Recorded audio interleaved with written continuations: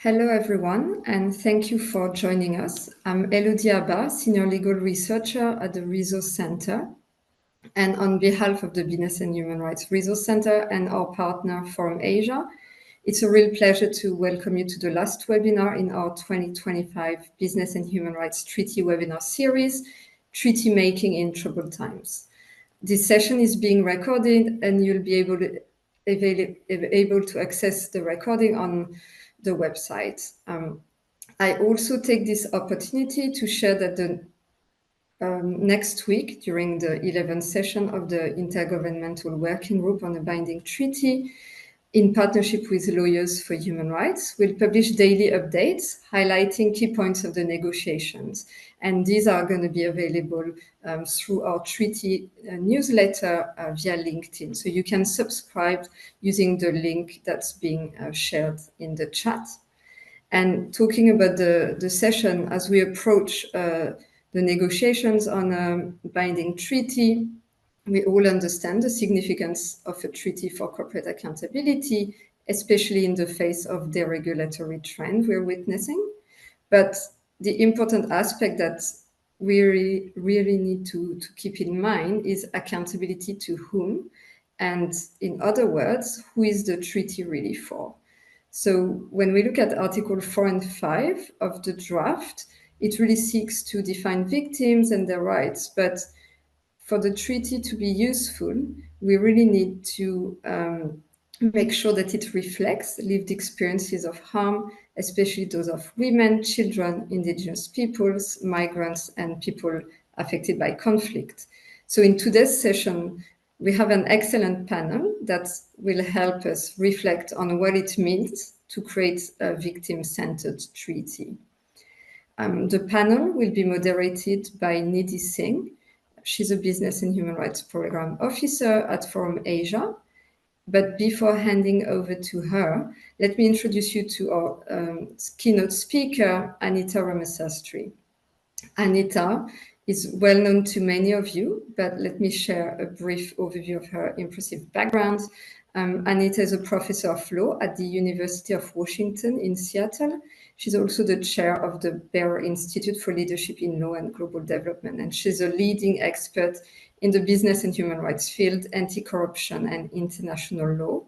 And as many of you know, she served from 2016 to 2022 as a member of the UN Working Group on Business and Human Rights, and she was the chair of the working group in 2020.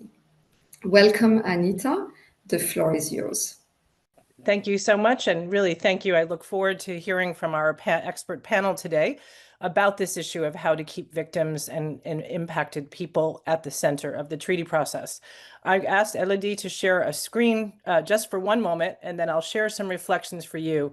I come from Seattle, Washington, and I want to share from you something that was nearly 30 years ago, which is one of the largest anti-globalization protests that the world has seen, which actually was able to stop the WTO from operating in terms of multilateral trade negotiations in the late 1990s. So you can see this headline here, which says in 1999, a coalition of union leaders, environmental activists, and anti-capitalists took on the WTO and ushered in the 21st century for the US left. Well, many things have changed since then, but I just want to reflect on the fact that what is important about this moment was that we were visible, that people and rights holders were visible, and were visible as a coalition and a powerful group. And the question is, can we recapture that today as we look at the treaty and its importance to all of us who are here? So I'm going to read to you just very briefly from a news article that was published in 2000. And it seems in some ways a little naive in 2025, but the reporter writes, the battle in Seattle pitted more than 35,000 protesters of staggeringly diverse backgrounds against the World Trade Organization, and it ended in a striking victory, not just for one cause, but for a global movement that emerged with a stronger, more focused voice and a broad, sympathetic world audience. The victory went beyond blocking the opening meeting of a trade ministers from 135 countries. It disrupted WTO functions, but more importantly, it intensified existing conflicts among country blocs and ultimately led to a dramatic failure by the WTO to launch a new round of trade talks. The protests also built deep bonds among coalition partners and gave new momentum to a movement that had been growing steadily and gaining real clout. After Seattle, it became nearly impossible for any politician to speak about global economics without addressing labor rights, human rights, food security, or environmental protection. And critically, the movement faced the challenge of maintaining its broad coalition, linking up more with groups in the global south and articulating not just what it was against, but what it was for. Now, I know for some, those protests were perplexing. There were turtles and dolphins marching alongside Teamsters from unions, religious leaders calling for cancellation of global South debt, walked beside forest defenders, students protesting sweatshops and small-scale farmers. Some chanted vegan power, while others carried flags that read, "Don't tread on me." And so I just want to just recapture that just to say that the 1990s were undeniably a decade of corporate accountability. People around the world organized because they saw the pain and inequality that accompanied globalization, even as it brought real progress and lifted millions from extreme poverty. Alongside that progress came deep harms linked to transnational corporate and economic activities. So it was really the 1990s that we began to see people power connected to this larger movement that focused on transnational corporate harm. And we saw a major push for a multilateral agreement on investment, and we saw that effort fail at the OECD. So again, civil society has had to try to confront treaty negotiations relating to issues of corporate power before. And what remains today of that movement is the OECD guidelines, which is a voluntary set of guidelines. And importantly, though, we shifted. So from the 1990s, we moved beyond conversations about remedy and accountability into this new field of business and human rights. And we could talk about what we've lost, but I really want to focus today, as we're going to hear from our panel, on where are we in 2025? And so here we are. Many of the issues that drove people into the streets in the 1990s are still with us. Child labor is on the rise. We're fighting over critical minerals. We're navigating a world that still has conflict, and corporate involvement in violent conflict is still real. In short, the world still hurts and the people in it hurt. And so while we started with corporate accountability, we've evolved into this business and human rights framework. And so the central question we asked back then is still the one we need to answer today, which is how do we put rights holders at the center, especially in a treaty process? And to answer that, we also, I think, need to ask, what should human rights due diligence be? What should it be? And the reason I say that is, as Elodie already mentioned, Articles 4 and 5 of the treaty are critical, right, which is about remedies and protections for rights holders and victims. But I think there's another question which I think we can't ignore, which is about what human rights due diligence should be as well.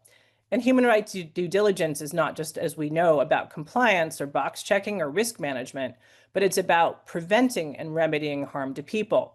So how do we make sure that the voices of vulnerable or impacted groups and those harmed remain front and center?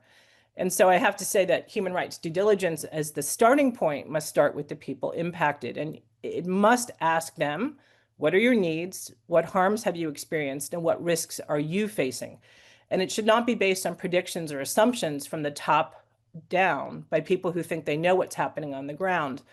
So too often what's happened, I think, and this can happen in treaty processes, is that what has become something which is about people and what's visible. So again, I began with that picture from the Seattle protests, has become a technical process in a corporate kind of setting where we can get the process can become engineered or detached, both in the treaty making process, but in terms of how we think about due diligence more generally.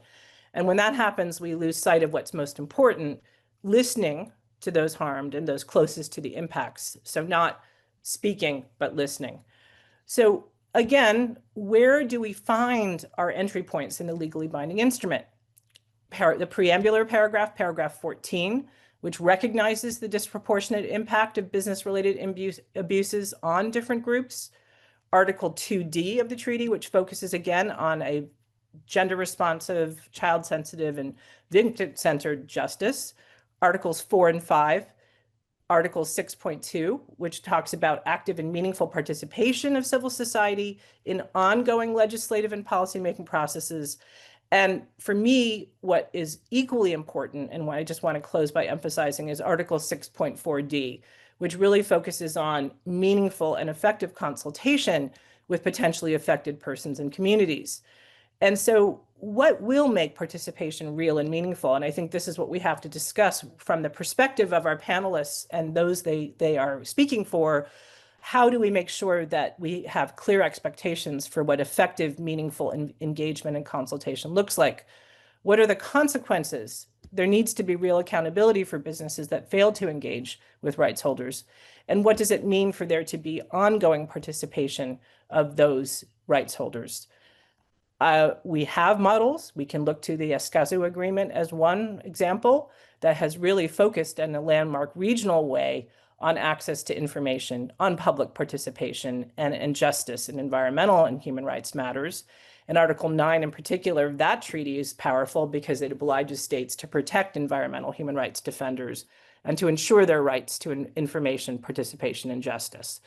And the 2024 action plan for Escazú really does, I think, focus on building capacity and accountability and this question of how to engage with defenders.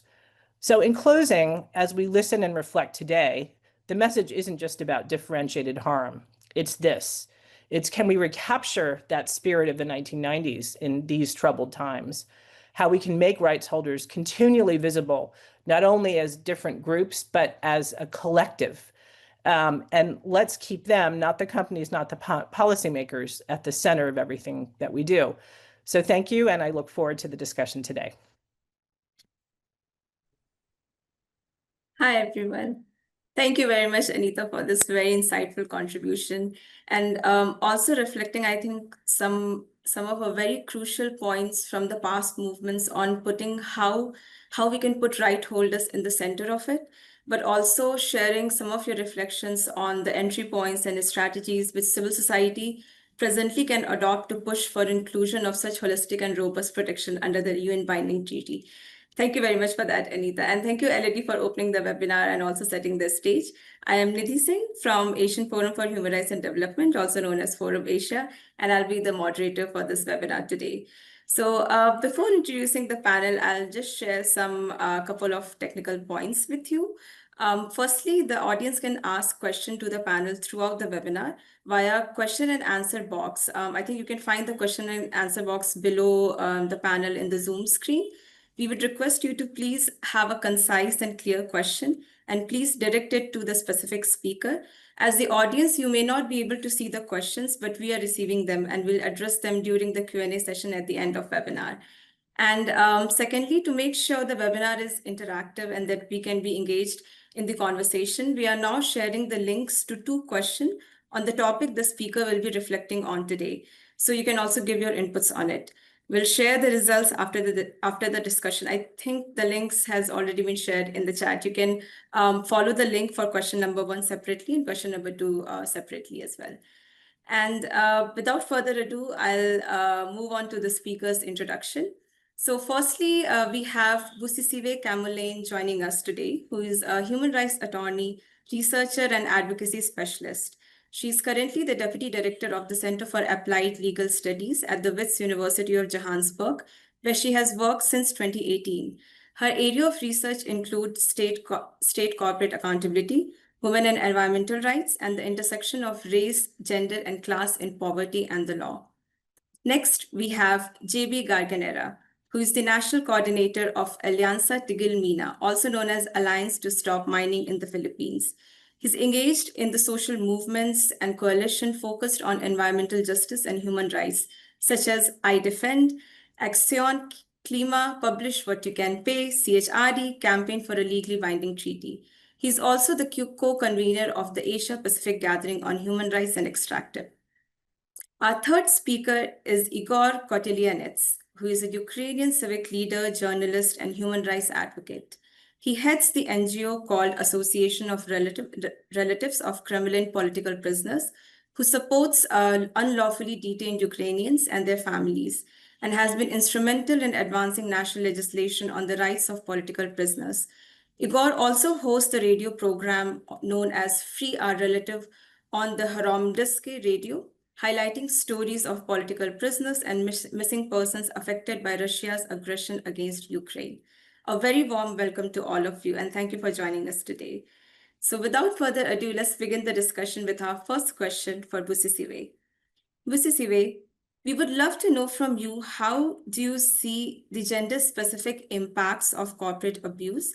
And why is it important to integrate a feminist lens in the design of the treaty and access to remedy frameworks? Well, good morning, good afternoon, good evening. And thank you so much, Nidhi. I mean, it's an important discussion to have, and this particularly, and I think it's at a pivotal point in time now. You know, as we look ahead to the 11th session negotiations that are coming up. It's not lost on us as well that it's been an uphill battle, particularly for the rights holders, for the communities, for the human rights defenders who are at the center of why we need this treaty process in the first place, of why there was a need to create such a legally binding instrument on an international level.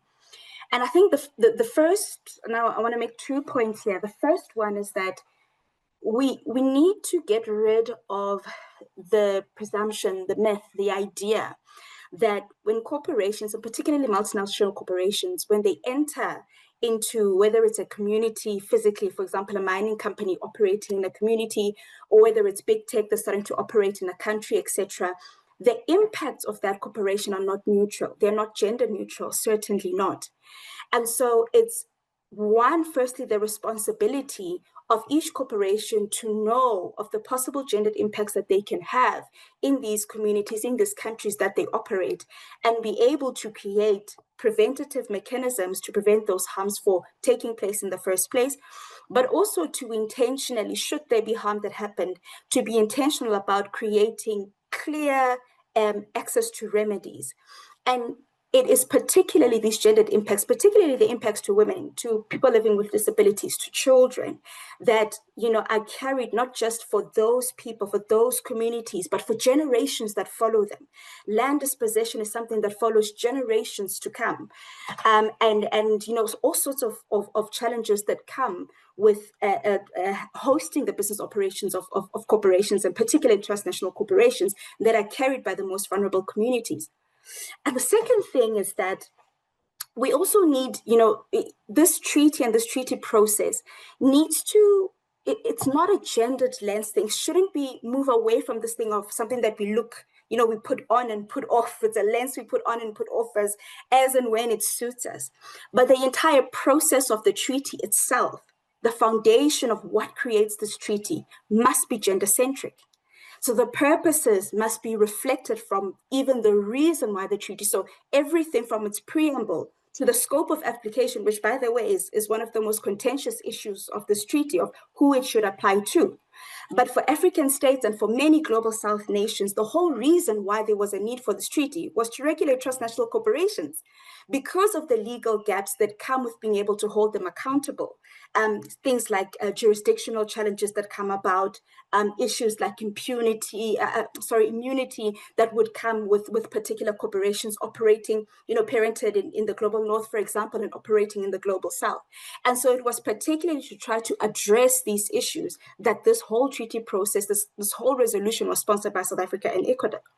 And so we really have to get back to how is this treaty communicating? How is this treaty centering from the gendered perspective, from its core, from its fabric, being a gendered-centric treaty? And there's many gains that have been made in this regard.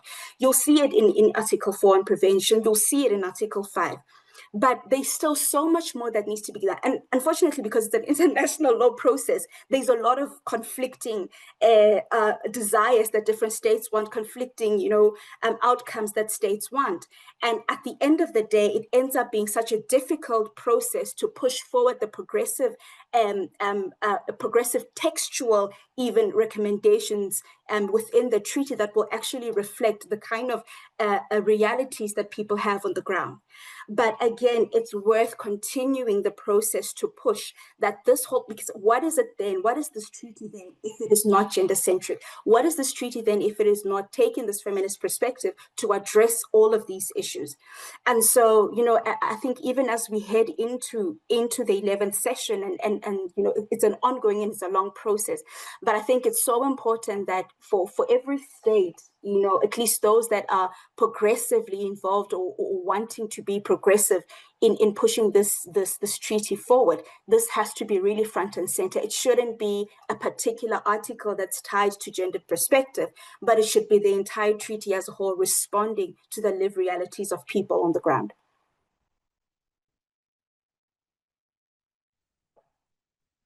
Thank you very much, Visisive. Now we'll move on to our next speaker, JB. And JB, from you, we would love to hear from your extensive experience working with rights holders impacted by harmful mining projects in various countries of Asia. How do you think the treaty could help protect and provide remedies for vulnerable communities impacted by corporate harm? Thank you, Nidhi, and thank you for the previous speakers.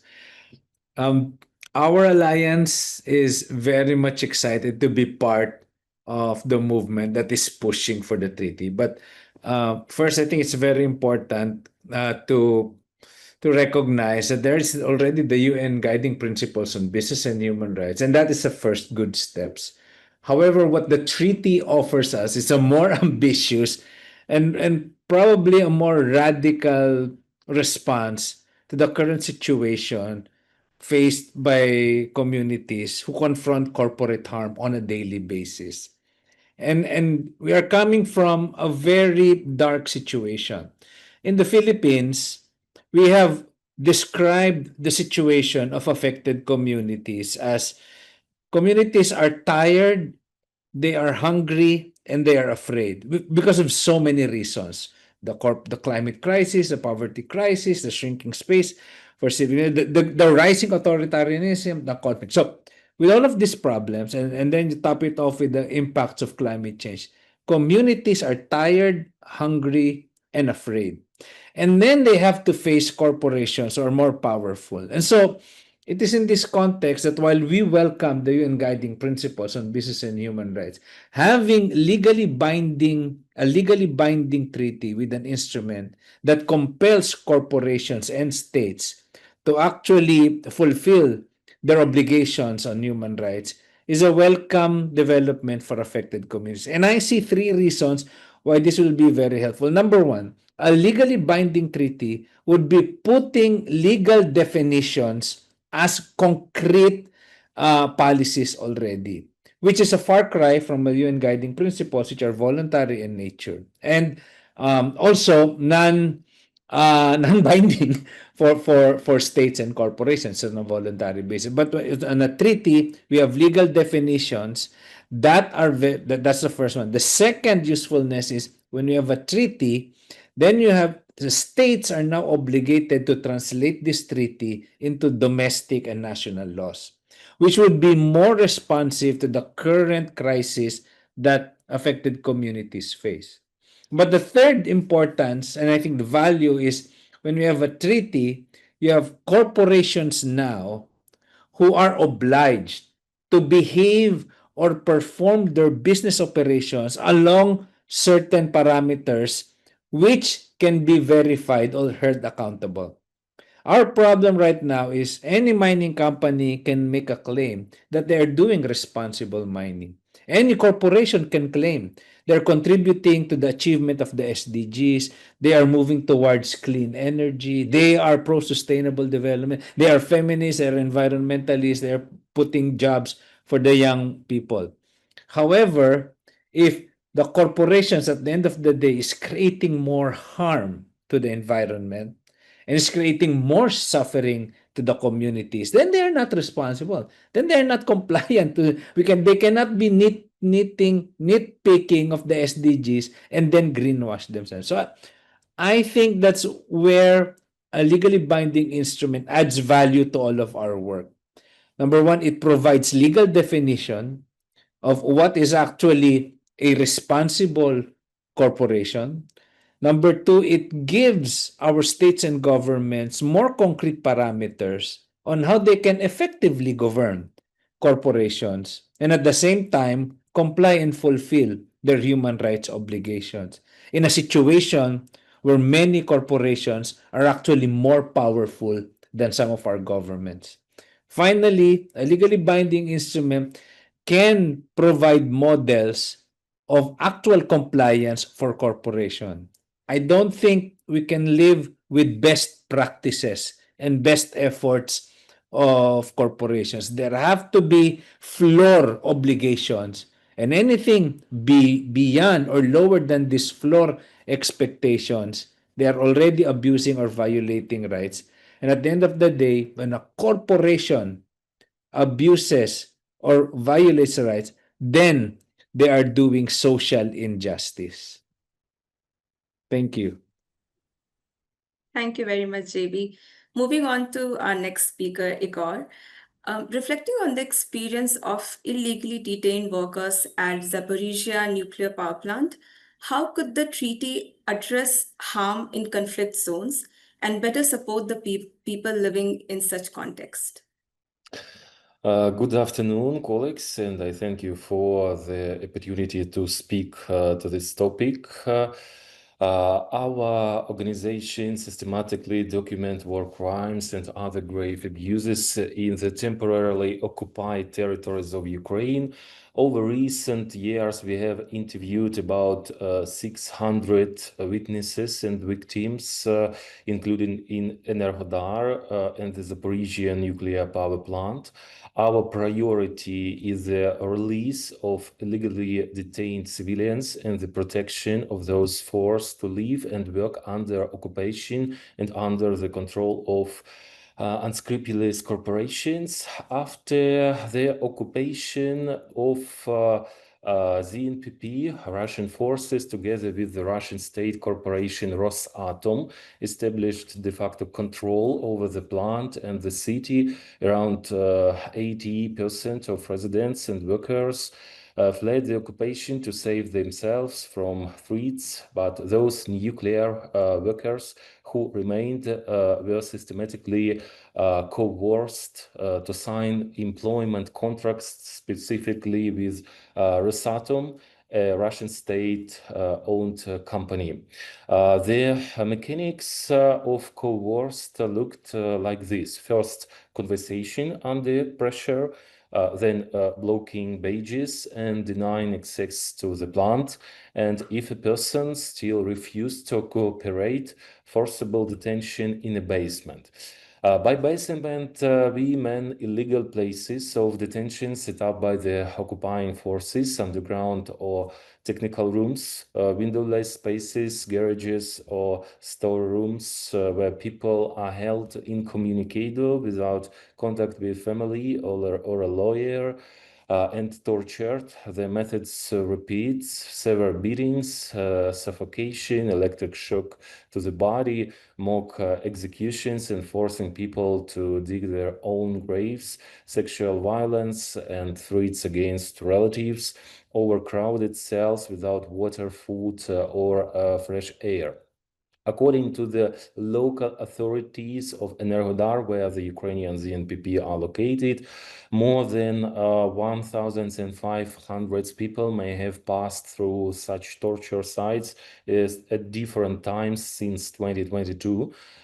This is not a series of isolated episodes. It's a systematic practice. Ukrainian workers were forced to conclude employment agreements with Rosatom using threats and the force of Russian military units. One of the many cases we documented, an operations engineer refuses to sign a Rosatom contract. He is taken from his home, brought to a windowless technical room, beaten, shocked with electricity, and forced to stand for hours with his hands tied. The threats are constant. Sign and you can go home. Refuse and we go to your wife or to your parents. After several days, he is returned to his shift, responsible for the safe operation of equipment, sleep deprived, stressed, and in pain. He is expected to make technical decisions. I don't need to explain how dangerous that it's for nuclear power plant. A nuclear power plant, it's not a place where you can force safe operation. The quality of human decision making is part of reactor safety. When personnel are intimidated, tortured, and exhausted, the risk of accidents rises even without visible damage of equipment. Pressure on people is pressure on safety. The International Agency has formulated 7 basic conditions without which safe operation of a nuclear power plant is possible. Briefly, it's physical integrity of facility, no shelling of reactor building, turbine halls or fuel storage. The second is functioning safety systems. All critical equipment must be intact and accessible. The third, independence of personnel, engineers and operators make decisions without pressure, threats or torture. Reliable off-site power. Power lines must not be cut. Redundancy must be guaranteed. Uninterrupted suppliers, spare parts, tools, and consumables must reach the plant without blockades. Inspector access, independent expert must be able to inspect the plant, and open communication. Leadership and staff must be free to report to safely, truthfully. During the occupation, all pillars have been undermined. Let me highlight 2. Personnel are under pressure and tortured, and off-site power has been lost repeatedly. When one pillar falls, the other starts to wobble. Today, about 3,000 people work at the plant. Before the occupation, there were about 12,000. Most left, those who remain are highly specialized, certified professionals, reactor operators, safety engineers, radiation control specialists, electricians who cannot be quickly replaced by imports. That's why people are kept in the city, not allowed to leave and forced to work under pressure. Many tell us they will regain their freedom only if the plant is deoccupied. That's why we need two declaration but effective rules.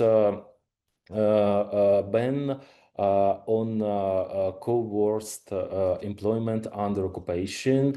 The treaty must state clearly that any contract signed under coerced in occupied territory are void. Coerced to sign is a violation that triggers sanctions against the company and its managers.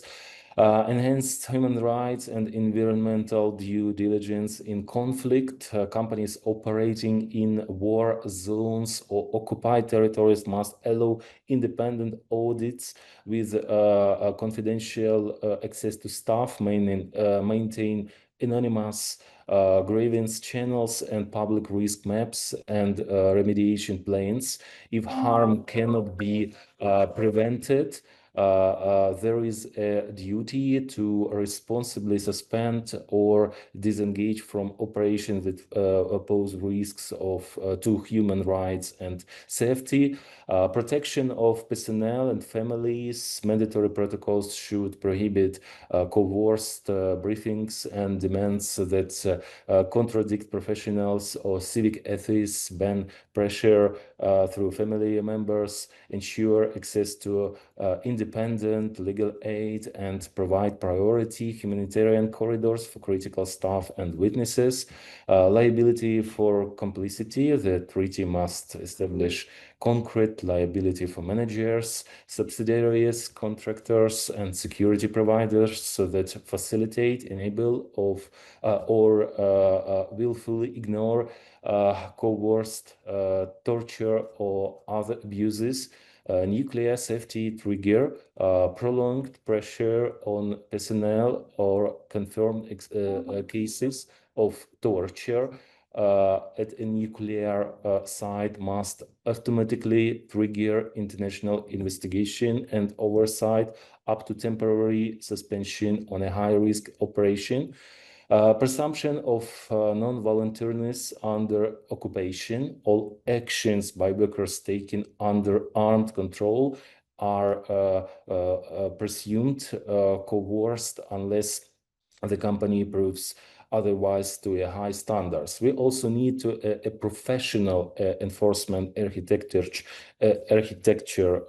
inside the treaty compliance review, and independent expert body receives submissions, interviews staff without employee military oversight, secures evidence, and issues a public finding of compliance or non-compliance.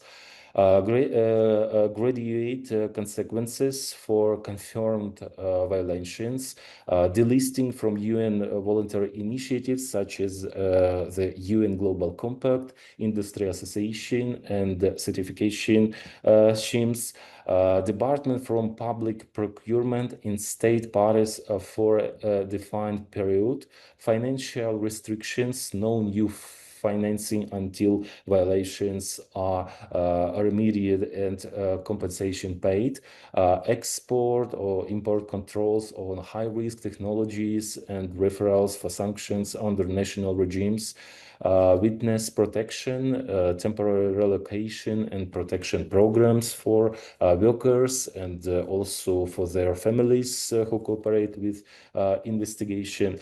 So in our view, the treaty must place not only rules, but living people at its center, engineers, operators, and other families, prohibit coerced contracts under occupation, protect personnel as a pillar of nuclear safety, and codify clear consequences for corporate violators, from exclusion from global initiatives and public tenders to financial isolation and mandatory remediation. Thank you a lot for your attention. Thank you very much, Igor. Now we are being joined by an additional speaker today, and we'll hear from another activist from another conflict-affected area, Wissam Ahmed, a Palestinian human rights advocate and a research fellow with the International Institute for Social Studies in The Hague. Wissam, the floor is yours. Thank you very much, Nidhi, for inviting me, and thank you to the Business and Human Rights Resource Center for organizing this important event, and thank you to the panelists that preceded me. I very much am honored to be a part of this discussion. As Nidhi mentioned, I'm joining you today from Ramallah in occupied Palestinian territory. And as a Palestinian human rights advocate who has been following the developments in the process for the last few years, I have to be honest about what I've seen as this process now enters its 11th year. The long-awaited and hard-fought opportunity, I feel, is systematically being hollowed out, where provisions that were designed to protect communities in conflict-affected areas, including those living under occupation, have been removed or diluted, despite repeated calls from states like Palestine, South Africa, Namibia, and others. References to international humanitarian law, to the protection of human rights defenders, and even the right to a clean and healthy and sustainable environment, all are slowly being erased and softened under pressure. And this is not a coincidence. It's a strategy, and it mirrors what we see on the ground in Palestine and across the global South, where corporate capture of international law is used to shield the powerful and sacrifice the vulnerable. We've witnessed this in the most brutal form in Gaza, where genocide unfolded before the eyes of the world. And it was not just carried out with bombs and bullets, but through systems of economic domination and corporate complicity. In the report of the UN Special Rapporteur on the occupied Palestinian territory, From Economy of Occupation to Economy of Genocide, we see how corporations have been embedded in Israel's regime of apartheid and now genocide, from the extractive industry in Palestinian waters to building and servicing illegal settlements, providing digital surveillance infrastructure, facilitating an AI-powered genocide, supplying jet fuel, weapons components, and logistical support. These corporations are not rogue actors. They're part of the machinery of atrocity. They convert human suffering into revenue, stolen land into investment portfolios, and operate with total impunity because there is no binding global system to regulate their conduct or hold them to account. And we have to be very clear that voluntary frameworks have failed, soft law has failed, due diligence that lacks enforcement is just a marketing tool. And this is where the legally binding instrument should have offered hope as a turning point and a real shift in power. But instead, we're watching attempts to strip it of that strength, to reduce it to another document that protects corporations rather than people. And all of this is unfolding while the International Court of Justice has issued 2 landmark rulings. In 2024, you had the advisory opinion on Israel's prolonged occupation and the obligations of states not to aid, assist in maintaining that unlawful situation. And this includes economic and corporate engagement. And third states can't remain neutral while corporations under their jurisdiction enable annexation, apartheid, and environmental devastation. Silence is complicity, and inaction is assistance. And also, more recently, you had the advisory opinion on climate change, clearly stating that states must prevent transboundary environmental harm, regulate private actors, and that the right to a clean, healthy, and sustainable environment is a binding legal obligation. These rulings give strength and clarity to what the legally binding instrument should enshrine, but what we see is the opposite, a process that is increasingly shaped by the hands of the powerful, lobbied by entities like the International Chamber of Commerce, and emptied of meaning. And it's no wonder that defenders and organizations pursuing accountability are sanctioned, targeted, and silenced. From Palestine to the Amazon, the demand for truth is treated as a threat to power. And we cannot allow this to continue. For the legally binding instrument to have any value, it must include strong protections for communities in conflict-affected areas, including occupied territories, clear corporate legal liability, state obligations across borders, environmental and climate justice as a foundational pillar, and most importantly, real access to remedy for those harmed by corporate abuse. This treaty must not become another instrument of betrayal. It must not reward corporate actors who have participated in war crimes with softer language and voluntary pledges. It must not present the Global South as an investment opportunity, a terra nullius for extraction and exploitation. Instead, the legally binding instrument must become a beacon for a new global legal order, one that protects people, land, and life, not corporate profits. And so to the states that are still engaged in this process, we encourage you to stand firm. To civil society and frontline communities, you have to keep pushing and keep organizing, because if this treaty fails, it won't just be a missed opportunity. It will be a message to the world that even in the face of genocide, ecocide, and dispossession, the global legal order remains a servant of corporate power. But if we succeed and we reclaim this process, the legally binding instrument can be a tool to rewrite that future. Thank you. Thank you very much, Wissam. And thank you very much to all our speakers today for a very rich and very insightful reflections on how the treaty on regulating the conduct of businesses can be more inclusive, meaningful, and participatory, especially for those communities and those people who are disproportionately impacted by the corporate abuse, and also ensuring that the treaty in its provision, in its negotiation, in its implementation, takes into account the gender vulnerabilities, as well as the vulnerabilities faced by specific situations of people in conflict zones, who are already suffering from so many international human rights abuses and crimes under international laws. So that brings us to the end of panel discussion, and now we'll move on to the next segment of the webinar. So as mentioned in the start of the webinar, we encouraged everyone to take part in our short online poll, and we have already put 2 links on the chat for the 2 questions that we have shared.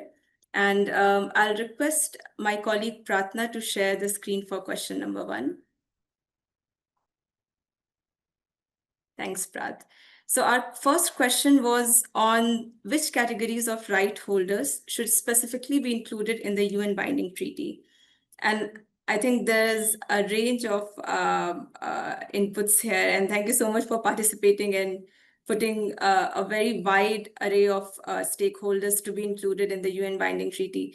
I think very briefly what we see is communities, workers, women, indigenous people, migrants, defenders, youth, children,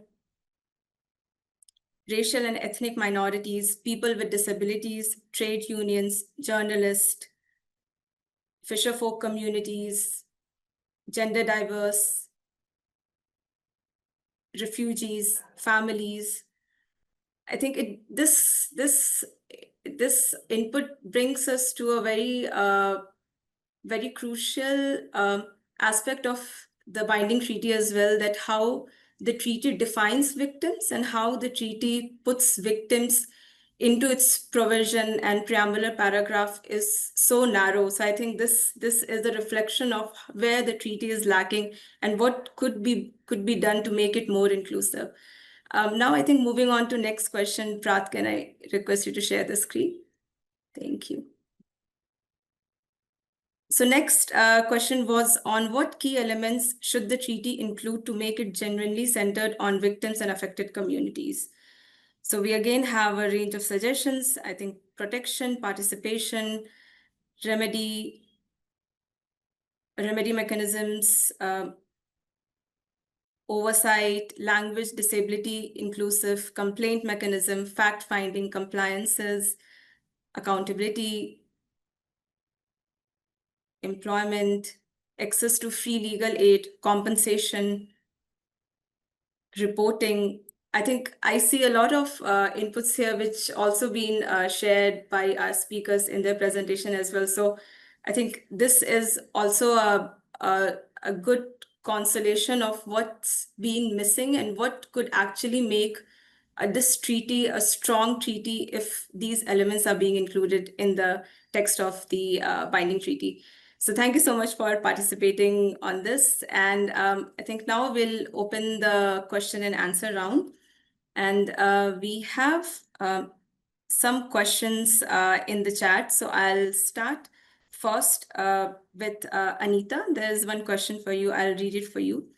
For Anita, do you think just like the application of common but differentiated responsibilities and respective capabilities in addressing the climate crisis, even to address the business and human rights concerns, the global north states and companies have a greater proportionate responsibility compared to the global south? You're on mute, Anita. I'll just be brief. It's a great question, but I think, again, the current focus of the treaty is a bit narrower than as we look at in the climate, this issue of common but differentiated responsibilities. So I think there's a question about what can be achieved in this treaty, which is about the state responsibility to even deal with their corporations, especially those of a transnational character, and to deal with their extraterritorial obligations. So that's sort of a starting point, and that doesn't get to your larger issue of kind of the historical inequities and issues and harm that's been created. That's where, again, I think this is one piece of a larger puzzle of sort of how we address these issues and how home states deal with that larger responsibility with respect to the transnational harm coming from the companies that are from their jurisdiction. So I would just say that I don't know if this current instrument is the place for that, given that it's a core human rights treaty. Thank you very much, Anita. We have another open question. I'll just read it out of it, and if any speaker would like to respond to that. So the question is, how can the treaty conciliate the UNGP's voluntary approach focused on a preventive identification of human rights impacts with an accountability and binding approach inherent to the treaty focused on human rights violation? Is there any chance of shock between the binding treaty and the voluntary approach of the UNGP? And then there is a comment that they are also seeing civil society movements defending the predominance of the accountability approach. So I mean, if there is any speaker who would like to take on this question.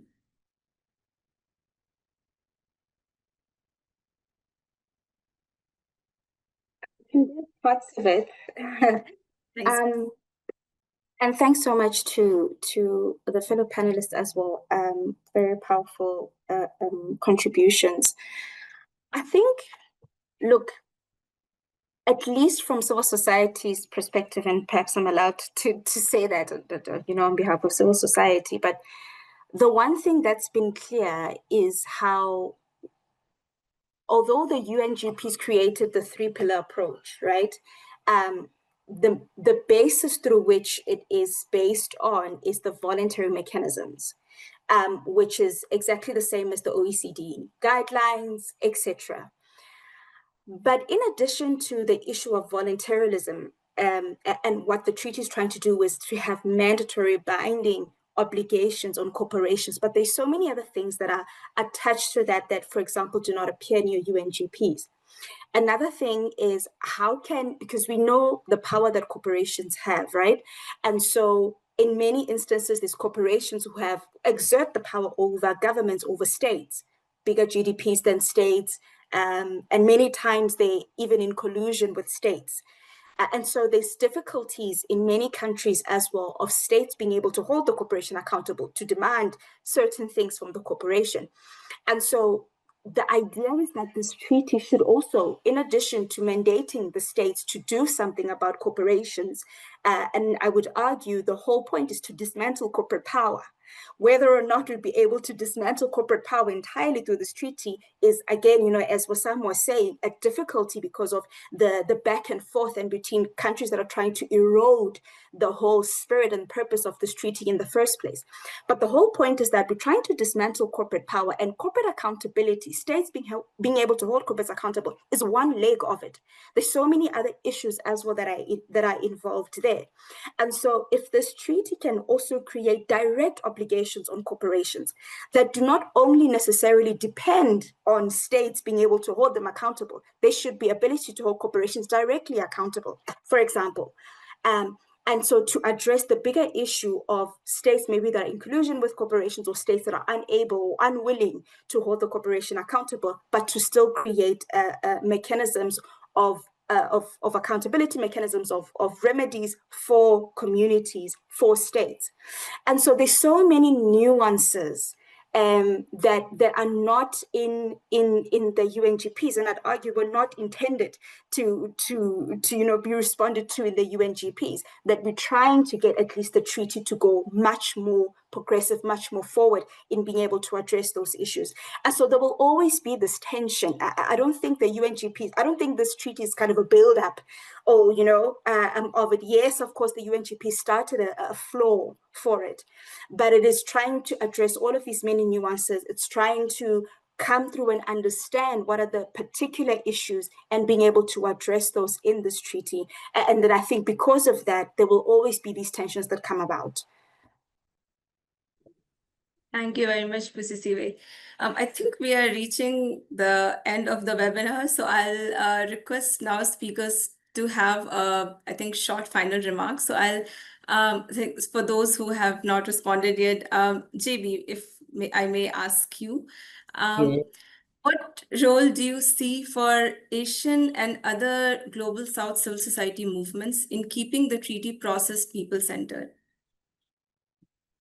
Well, yeah, there are some concrete things we can do. Number one, we should popularize the proposed treaty itself. I mean, even if not the technical contents and priority elements of the treaty, but the idea that corporations can be held liable for human rights obligations. That's a very basic and fundamental concept and principle that we should be propagating and popularizing to our communities.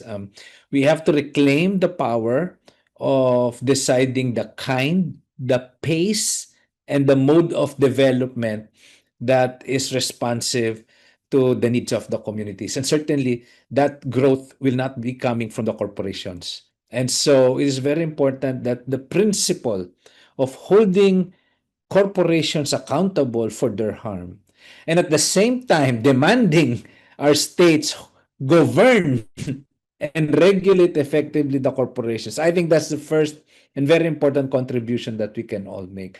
Well, for the treaty itself, convincing our states to support it, even Indonesia, Philippines, and China, who voted for Resolution 269 way back, are inconsistent in their support to the push for the legally binding instrument now. And I think we as civil society and communities can do better in amplifying our call for our states to be more supportive of the negotiations. Thank you. Thank you very much, JB. If I now can move on to Bassam, and if you can share any final remarks for this webinar on also what can be done more to have more inclusion and more perspectives from people from the conflict zone into the treaty, and how those protection can be strengthened more in the treaty itself. Thank you, Bassam. Thank you. I mean, first of all, the inclusion is very important, and what we're seeing is the opposite in terms of access to civil society actors, especially from the global south, and being able to even engage in this process. And I think more needs to be done to open up that space and have more active participation from those that represent the most vulnerable communities. And I agree with JB that we have a lot to do on the ground, because the mindset that is driving this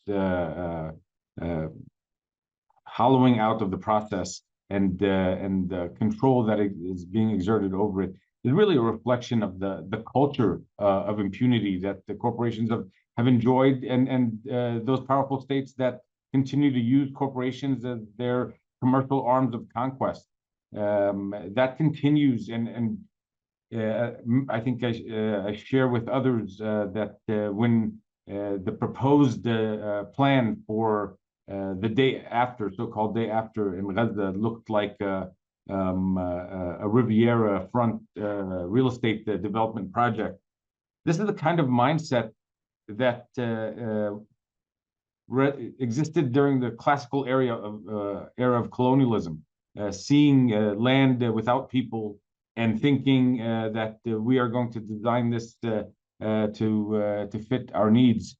So it's clear that mindset still has a lot of power, and the only way, and that's connected to the culture of society and a global level. And the only way to change that, it has to be done from the ground up. The law can serve as a deterrence and a way to limit that kind of imperial thinking, but without active engagement on the ground, it's going to be very difficult. So, as I said in my initial statement, work needs to be done by civil society, by grassroots movements, to push this process forward and emphasize its importance. But in the end, states' political will needs to be shifted, and that comes on our shoulders to make that happen. Thank you very much, Bassam. Now, I think we are running really short on time, so moving on to Igor. We know that you initiated the Rosatom's delisting from the UN Global Compact in 2024 based on the documented violations. What ultimately happened as a result, and what lessons does this offer for the future UN Business and Human Rights Treaty? We submitted a request to the UN Global Compact to delist Rosatom for actions, torture, coerced employment, and nuclear safety risks. The response was purely formal. We will send a letter to Rosatom and await their reply. After that, our follow-up letters were met with silence.